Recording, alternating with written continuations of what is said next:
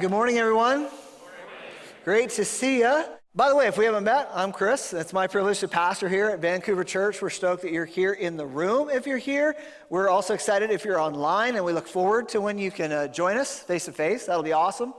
We're in a study in the book of Exodus. How many of you got a chance to be here last week and hear the sermon last week? Okay, if you missed it, Kirsten, killer job. You got to listen to it. And she walked us through the beginning of chapter 2 of Exodus. And what we saw there, I'll recap it for you briefly, is that the Hebrew people are in Egypt. Egypt, their king called Pharaoh, he is threatened by their population being so massive. And he wants their labor force, but he doesn't want their political influence and their military influence. He's scared about that.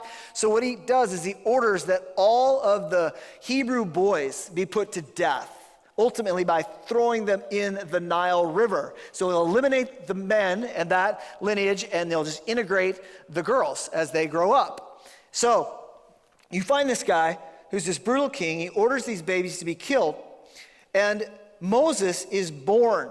He has yet to be named, but this little infant's born. His mom hides him for a few months. Then she doesn't know what to do. She knows there's just some calling on his life, and she just can't take his life, so she makes this little basket. It was pointed out last week that it was the same terminology as Noah's Ark, that there was this miniature saving of life. And she sets it in the reeds and seemingly strategically puts her 5-6-year-old daughter on the shore. The banks of the Nile are very slow. They don't move quickly, and so he's sitting in the reeds, which also would likely stop this basket. Every image that it's strategic to get this baby in front of the king's daughter, the Pharaoh's daughter, and sure enough, it works. She sees him. Then the sister says, hey, go, I can go get a Hebrew mom that can nurse this baby. And it's like, yeah, great idea.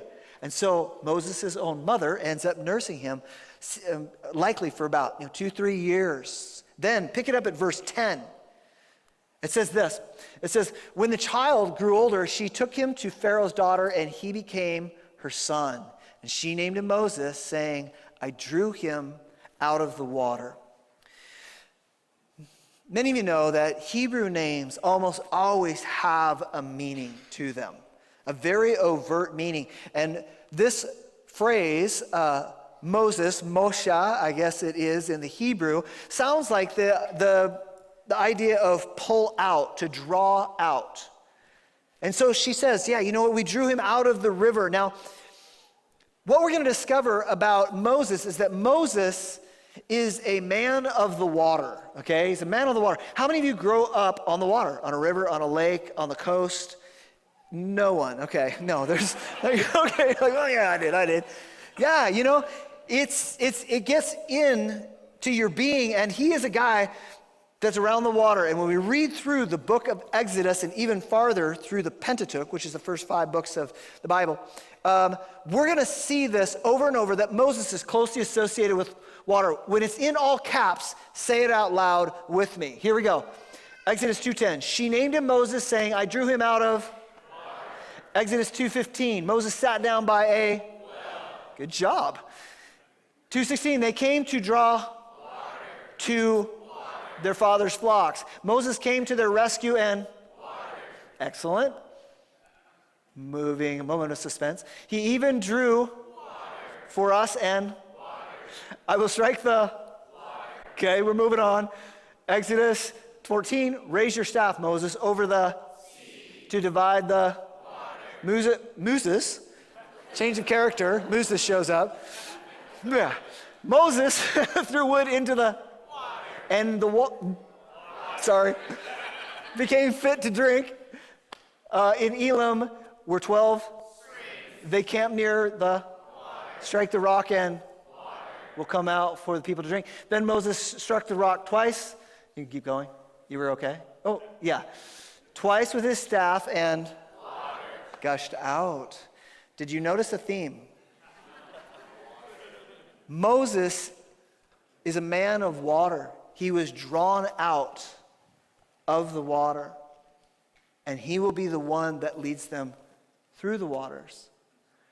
The Bible is written in a way, keep in mind, you didn't have extra commentaries, you didn't have footnotes, you didn't have, you can't Google it or chat GPT it, right? It's all packed into the text. These writers that were moved along by the Spirit of God were brilliant intellects.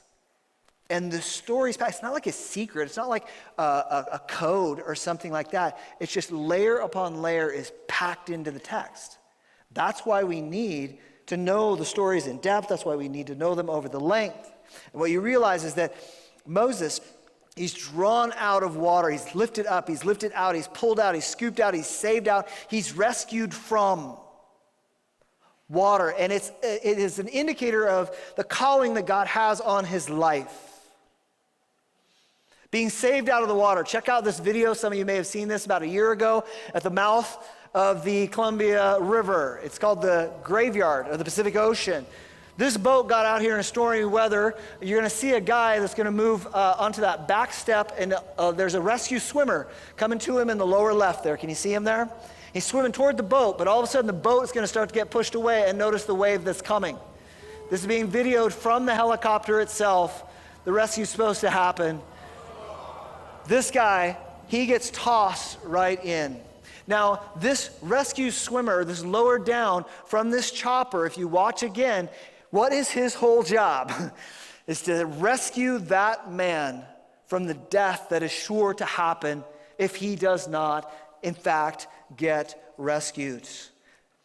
At the gym that I'm a part of, one of the coaches was just explaining the day's workouts, and for some reason got into the subject that she was formerly a Navy rescue swimmer. And I started asking questions because I find people's lives interesting. And she says, well, one time I said, well, did you ever get a chance to go save somebody? And she said, well, most of the time the Coast Guard goes first. But every now and then they're not available. And this happened for her when she was in her career. They got called out to the coast of Mexico, down Baja, California. A vessel had become disabled, and the waves were cresting at 8 feet and 10 feet, and this, medium-sized fishing boat is starting to get swamped. They are going to die. The chopper comes out and begins to lower her down. The wind's blowing fiercely, and she's just swinging back and forth. And the trick is for her not to get smashed into the side of the boat, but successfully land on it as a moving target. The pilot is just lowering and ascending and lowering and ascending as she's swinging by, and a few times she just runs along the deck and then ends up smashing into a wave. She does this a couple of times until finally she's able to get on the surface. She approaches a man that needs to be rescued there. She weighs all of $120. He's 6'7", weighs 300 pounds. She has a harness that she puts around him, but the strap that's supposed to go down as a safety between your legs so that you don't slide through, it's broken. But she has to call up, like, we got to go up now. And so what she has to do is just squeeze this harness as tight as possible around him, this strap that's going around. She says, hang on to that line. And she squeezes and she signals, and they begin to bring him up. She said, time has never gone so slow in all my life. She goes, I know if this guy slips through and his strength was giving out and he doesn't make it, he's going to hit that water like concrete and he will die. Now, I don't know where she's at in her faith life. She had never mentioned any of that before I talked with her. But she said, you know what? I have never prayed so hard in all my life. And she literally is praying, God, I want to save this guy. And it goes up and finally, safely. It was interesting. I asked her to recount that story, and it had been many years earlier, and she said she just wept. She'd never written it down. The power of saving a life. The power of snatching somebody from the waves that are going to destroy them. This is the calling on Moses' life. He is called to rescue people, and he's a man of the water. Moses has a calling to rescue. He himself is drawn out of the waters to lead Israel to their rescue through the waters of the sea, and he acts on this calling. Before he even clearly understands, it's kind of like in his DNA. And He left the comfort of his royalty. Remember, he was raised under the Pharaoh, so he's wealthy. Man, this guy he's got a maid. He's very likely, driving Ferraris around. I'm confident that they have Haagen-Dazs in their freezers. These guys are living the royal life. And we don't know what age it is. Presumably, he's a late teenager, early 20s or something like that, when he's starting to realize, wait a second, I look Egyptian, but I'm not Egyptian. I'm Hebrew. And he goes out to visit his brothers and his sisters, at least ethnically. And he sees this slavery, and he evidently is just appalled. He's seemingly outraged by what he sees going on. And conflict number one is there's this Egyptian that's just beating this Hebrew. I don't know if you've ever seen somebody beaten by another person. It's a repelling, it's a horrifying thing. And man, Moses, he reacts strongly. He kills the oppressor. And what we realize is that he has the right desire, his desire is aligning with the call that God will put on his life, but the absolute wrong plan. And he's about to discover how badly he's failed. Conflict number two is a Hebrew beating another Hebrew. And Moses tries to be a peacemaker. He's like, hey man, you are an oppressed slave, and your brother is an oppressed slave, and you have this enemy oppressing you. Why are you beating your brother? This is actually a flashback to Genesis chapter 4 of Cain and Abel. That even when God blesses and gives us families, that those families so often end up beating one another. And so we see the problem of humanity for which Israel is being raised up to address. Israel itself has that same problem. Remember that Exodus is about a good king versus an evil king, and it's so apparent that the evil king, a tyrant, looms over us. Just read a report of a couple guys that were out surfing, ironically, Baja in Mexico, disappeared. They find their bodies, and their lives have been taken by some expression of evil, probably the cartels, their own, they're tyrants. And so Exodus talks about this tyrant that looms over us, but it also speaks about a tyrant that looms within us. And that's the picture that's being pointed out, that Israel has a tyrant looming over, but also looming within. And he is called to act. And his calling is to rescue, but he fails terribly.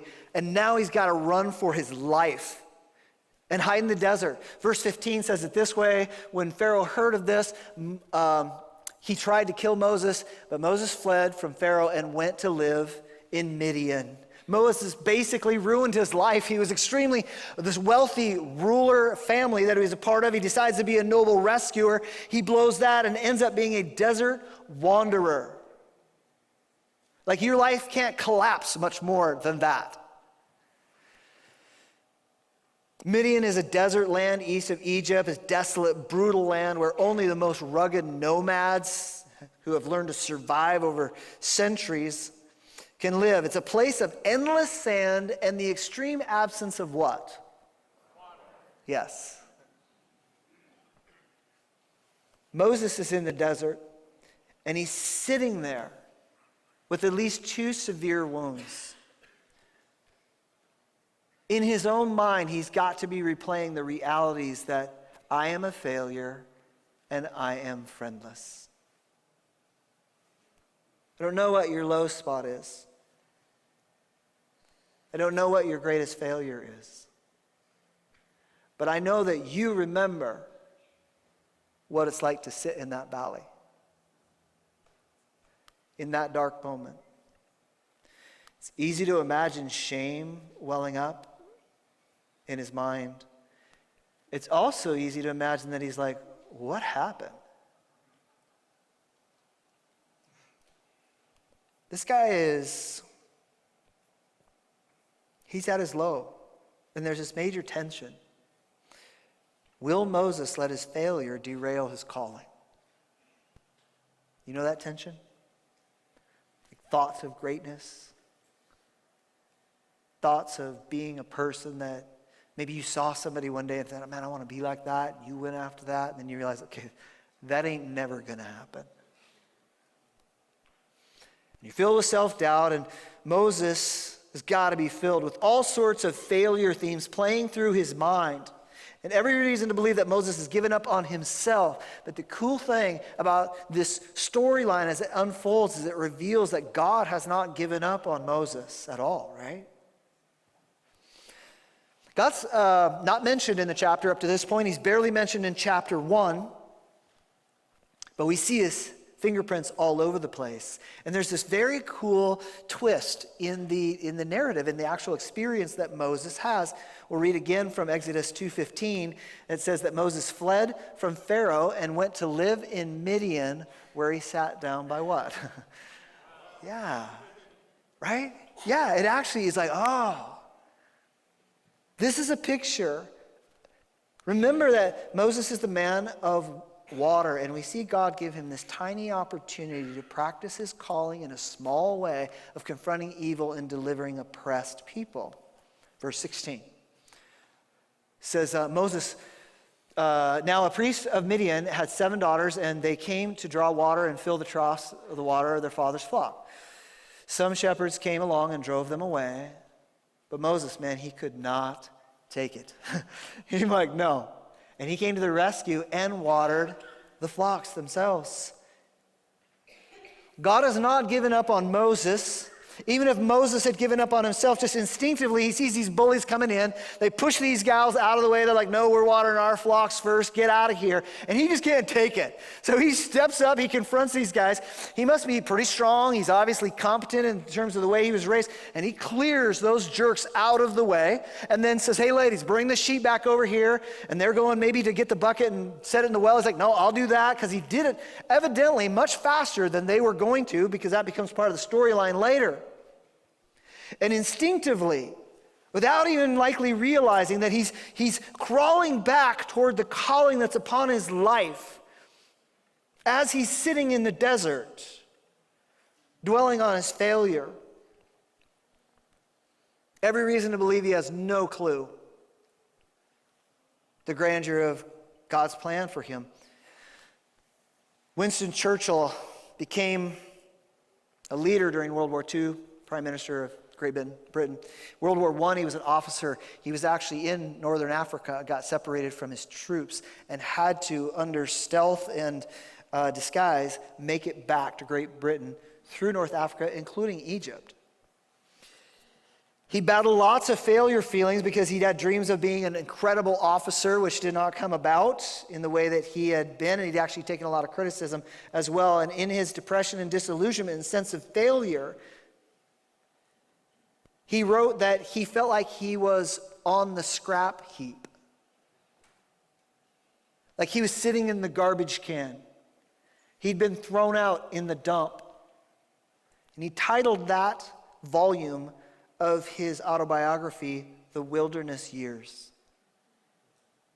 And he had no idea that the storm clouds of war were coming back in, that Hitler was raising up a military, and that Winston Churchill would do what very few humans have ever done in the history of the world, as he was central to opposing this mass evil and essentially saving the civilized world.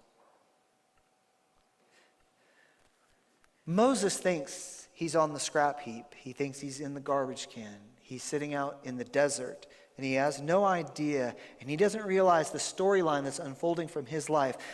The baby that the king of Egypt ordered to be drowned in water, that baby will grow up to lead the king of Egypt into the water in which he will drown.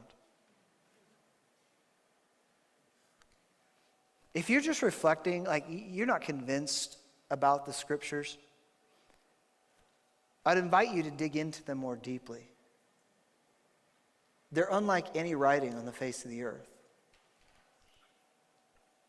When we see God and his sovereign hand at work in Moses' life, continues to unfold in this passage. It's actually kind of funny. The next part, Exodus at 2 at verse 18. So when the girls returned to Reuel, their father, he asked them, "Why have you returned so early?" And they answered, "An Egyptian rescued us from the shepherds, and he even drew water for us and watered the flock." Okay, they're all excited. I'm imagining all these voices, jabbering about this hero that saved them. 7 daughters in the Bible. The number 7 often represents perfection or wholeness and that kind of a thing. So evidently 7 daughters is the perfect number of daughters to have. My brother had 4. He's only 3 away. And so it's so cool because, and kind of funny how he responds. Reuel, he basically asks his daughters, like, "Where is he? Where is this guy? Did you just leave him over there? Invite him to have something to eat. Invite him over to our place. Have you not heard the hit country tune by Gabby Barrett? He's one of the good ones. Get this guy as a dad of daughters. You look at young men and you're like, that's who I want."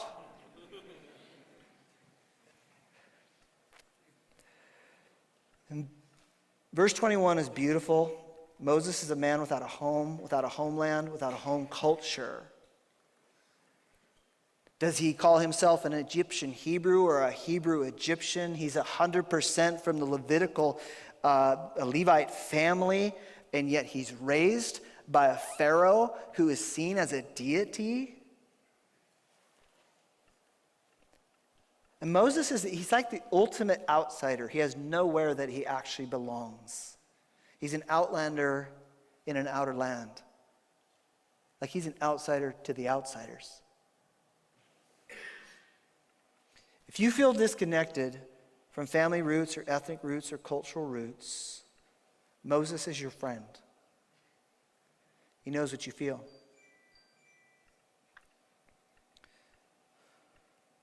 So Moses is friendless in the desert, but God gives him a friend. Reuel means friend of God. Reuel could see this young man who needed, likely we don't know, but inferred from this passage as he knew that this young man needed a dad. Moses is friendless in the desert. He gives him a friend and he gives him a family. Verse 21, Moses agreed to stay with the man who gave his daughter Zipporah to Moses in marriage.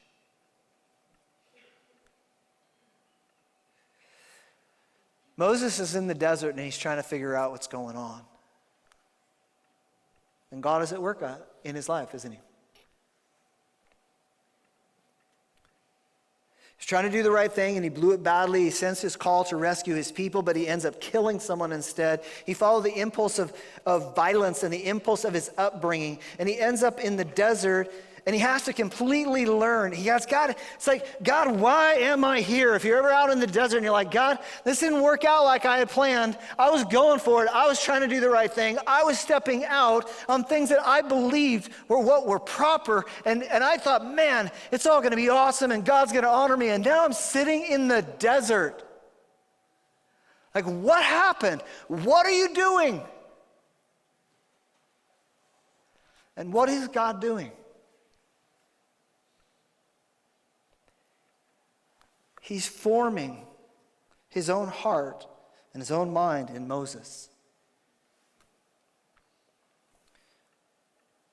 But Moses had to completely relearn some things. He had to completely relearn who he was, who he is. And even more importantly, he had to relearn who God is and what God's like. He had to be completely disoriented so he could find a new way to partner with God. He thought it was going to be through his righteousness, his righteous anger, and his power and his personal influence. He thought that God was going to work through his strengths, and ironically, what does God want to work through? His weaknesses. He's got to completely, it's interesting how he is actually contrasted with his mother in the text. His mother hid him in the water, which was a place of life. And Moses killed an Egyptian and hid him where? In the sand. Complete absence of water is a place of death. And she relied upon God. And who did Moses rely upon? It was himself.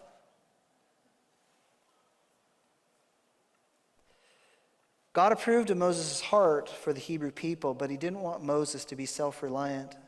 And God knew that Moses would never be perfect.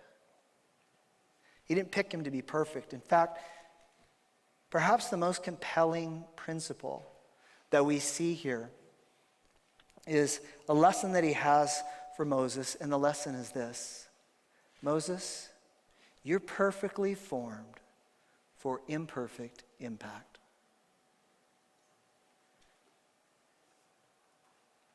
You are perfectly formed for imperfect but vital, epic impact. Guys, this is good news. Don't wait till you get it all perfect, guys. God's got so many lessons for Moses. Some of us, we know, you hear the story, the gal rescues the guy off the ship. If you could, push a button and knew, I got to be that rescue swimmer. I got to be the one. Man, we'd all be like, yes, sign me up. When you see people in need, when you watch the news and you're like, man, I feel like the fabric of our culture is absolutely tearing apart, and I want to make a difference. But I got so many flaws and so many failings that I'll settle for the stories of other people. Maybe write a check now and then. But God has called us. He's called each one of us, guys. And he's formed us perfectly for an imperfect life of impact. You're made to rescue lives. Or at least to be part of God's rescue of their lives. And if you and I are going to live out this imperfect life of vital rescue, then we got to learn some of the basic lessons that Moses would have to learn here and moving forward in the text. And the first one of this is fail forward. Say that with me. Here we go. Fail forward. Does that make sense? You're going to make mistakes. Plan on it. It's part of how we function as humans. God is not consumed with your victory. He's consumed with your heart. He's not obsessed with your success. He's obsessed with your trust. The Bible says it is impossible to please God without faith. And so often we want to move on our strengths. God, use my strength, and so I'll do great things for you. And he says, hey, I tell you what, how about I use your weakness? And it will reveal not only that I'm the power, but it will reveal how willing you are to trust me. There is no shortcut past the road of failure. In my experience, I have discovered that I'm perfectly formed for imperfect impact. Leaders always have to make tough decisions. As a leader, if you don't get the majority of them right, you don't remain as the leader. But every leader gets some things wrong. A few years back, I had a tough call to make, and I believe it was the right call. But I underestimated the intensity of tension that it would create. And if I had the whole thing to do again, I would tweak, not the decision, but the approach. But I don't live in deep regret with the approach that I took, because that's how you learn. You don't learn to play the piano by watching. Any of you had a family member that was learning to play the piano, or worse, like the violin or the clarinet? Okay, we have support groups for your trauma. It's horrifying, okay? It's hard. You don't nail it like that. And we know that. But for some reason, we think we got to hit it perfect when it comes to trying to bring God's love and his light into the world, trying to bring water to thirsty people. Some of you don't lead because it exposes your weaknesses. And what we'll see with Moses is that God gently says, get over it. Get over yourself. Don't hide behind a false humility. Embrace real humility by stepping out and risking and failing and displaying publicly your flaws. And the Lord says to us, if your greatest concern is failing me, I'm okay with that. Some of you are called to vocational leadership and ministry, but you're resisting because you fear that kind of exposure. And God wants you to know that he will take care of you. Anyone who seeks to honor the Lord will be honored.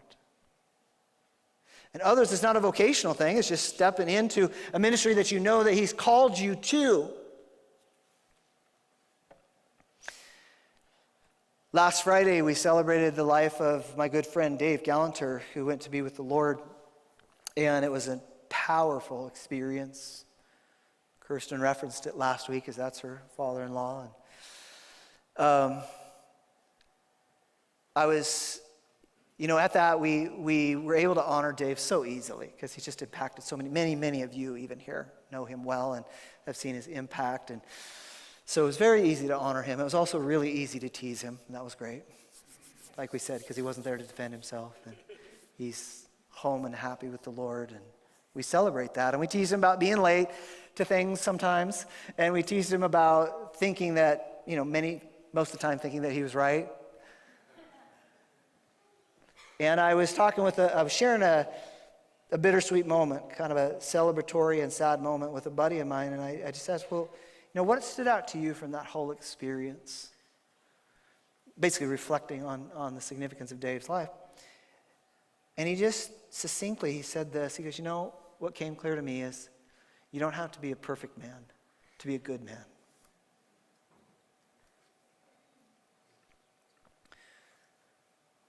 God is speaking that to you today.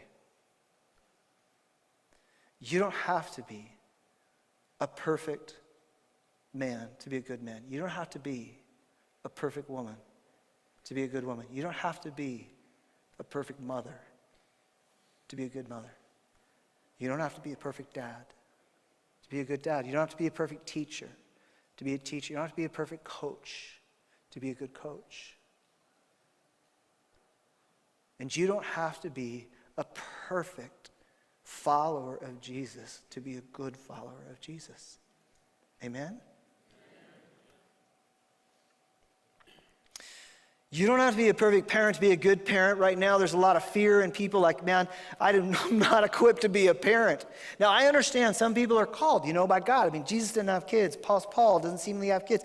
It's not about being more or less spiritual, but the majority of people are called to have children. There's a wave right now going through our culture that for a whole variety of reasons, but one of the reasons is that I don't want to mess up my kid. I don't want to live with that kind of failure, so I'm just skipping that. And you are seeing some people are missing the biggest gifts of their life, not only in those kids, but even in the mistakes and the failures that you make and how God uses that in your life. It's some of the greatest gifts God will ever give you. But you're afraid to go into the desert. You're afraid to make the mistakes. You're afraid to face your own failure. And God says, I know, I understand. You don't have to be perfect. That's my job. And I will take care of you. And guess what? Even in your fumblings and your failings, you will grow and you will learn and you will become stronger. I did not make you to live in fear. I didn't give you a spirit of fear, but of love and of power and of self-control. And you'll trip and you'll make mistakes. But when you fail forward. Let me pick you up. This is not all about you. Yes, it is about you. I love you. I care about you. I have great things for you, but it's not all about you, and it's not mainly about you. So get up. Move forward again. And don't quit. I love the lyrics of John Foreman. Maybe redemption has stories to tell. Maybe forgiveness is right where you fell. Where can you run to escape from yourself? Where are you going to go? Salvation is here in the person of Christ, not in the performance of you. This is the gospel, guys. This is the good news. Don't quit. Some of you are in a vocational desert. You need a job. Don't quit searching for that job. Some of you are in a relational desert and you found yourself again. You're like, I'm done with trying to do that. And God is saying your craving for companionship is good. It's not good that people be alone. But what you've got to do is dig down in deeper. You got to do some counseling. You got to do some reading. You got to take some risks. And it's to my glory that you risk and fail, but I am going to help you grow. If you're in the desert, know that God is forming you for a life of impact and to bring his rescue into the life of others. And don't despise that desert. You don't have to enjoy it, but embrace it. And you don't have to love it, but thank God for it. The saints of antiquity throughout time, they understood how to embrace suffering. It didn't mean they liked it, but they did thank God for it. So fail forward and then bring your gift, whatever little gift you may have, the tiny gift that you have to the tiny need that's in front of you. Moses, he sees these gals and he understands, hey, I got to protect these gals. And he steps forward and he brings what he's got to the table. I love, we don't even know what all these names mean or the names of all the 7 sisters, but it's interesting. We get one of them. Her name's Zipporah. It means little bird. And it's, we would say Ava would be a word. It's beautiful about freedom and vitality and lightness and this kind of a thing. And what her assignment was is to be the husband to this guy that would have all these self-doubts. So she did what she could in her small part. Ruel, he was a friend of God. He was a successful business owner. He survived nomadically. He was a leader and he's a sage and he passed on what he had. Neither of them was going to go free Egypt from the evil king. Moses, I love that imagery where he frees up the well for them to get there. Every Sunday we join with hundreds of millions, perhaps billions of people gathering around the well of life water. We sing songs and we repeat the songs the angels sang of, we just keep saying holy, holy, holy over and over because what other word describes perfect, perfect, perfect, worthy, worthy, worthy, awesome, awesome, we just stuck for words. So we try to say that because it awakens our spirit. And Jesus, he says this comes from John chapter 7. Jesus, he states, he says, on the last and greatest day of the festival, Jesus stood and said in a loud voice, let anyone who is thirsty come to me and drink. Whoever believes in me, as scripture has said, rivers of living water will flow from within them. Do you get the theme? Moses' entire life, the rescue of Israel, the entire thing, and all its imperfections is pointing to one who is the perfect shepherd, who is the perfect leader, who is the perfect priest, who is the perfect teacher. He is the perfect rabbi, and he himself is life. He is the water. Are you consuming the water of Christ? When we come together in a little circle, man, we're gathering around the well of life when we gather on Sundays and we're showing up.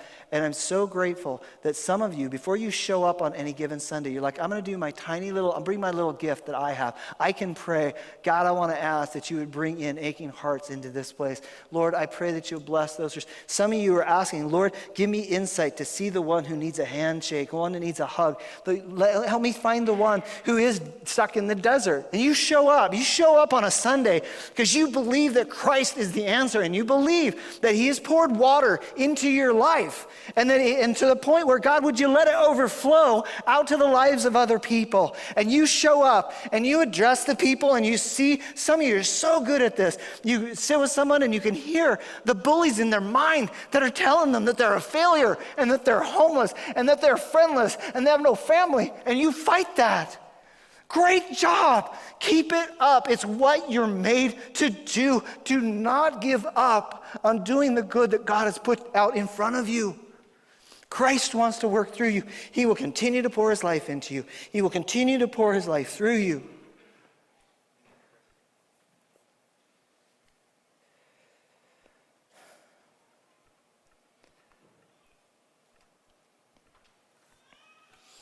What's your gift?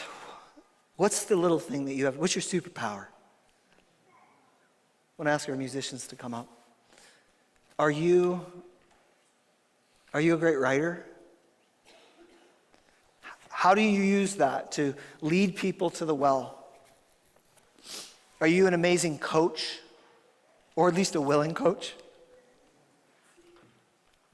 Man, we need you. Young men, young women, they need you. God gave them these amazing bodies. And some of them, their gifting is in the athletics. Are you great at music? Are you empathetic and able to listen? And will you just practice that wherever you are? You know this is true, but I'll tell you, Sunday morning's not a show. It's not a performance. Hopefully there's some inspiration. Hopefully you gain some things from the stuff that comes off the platform. But I'm pretty confident that the earliest leaders of the church weren't thinking that the highest percentage of intentional ministry would flow out of 3% of the people in the room. But that we would love each other and care well for each other. It's why we show up on Sundays. I want to ask you to just bow in prayer for a moment. Just maybe even reflection. Think about this thought for a second. This Navy rescue swimmer, she shared this story, and I text back, thanks for sharing. And I said, also, thank you for the years of service. And her response was what I imagine her response is any time that people thank her. And that was, you're worth it. So what Jesus is saying to you right now, you're worth it. In the video that I showed, the man who was, he does get rescued. That rescue swimmer gets to him and rescues him. That man was a criminal. He stole that boat.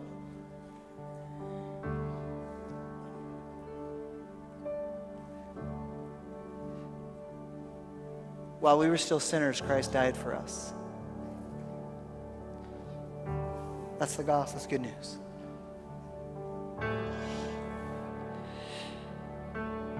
Ask the Lord, what's the gift that I have to bring?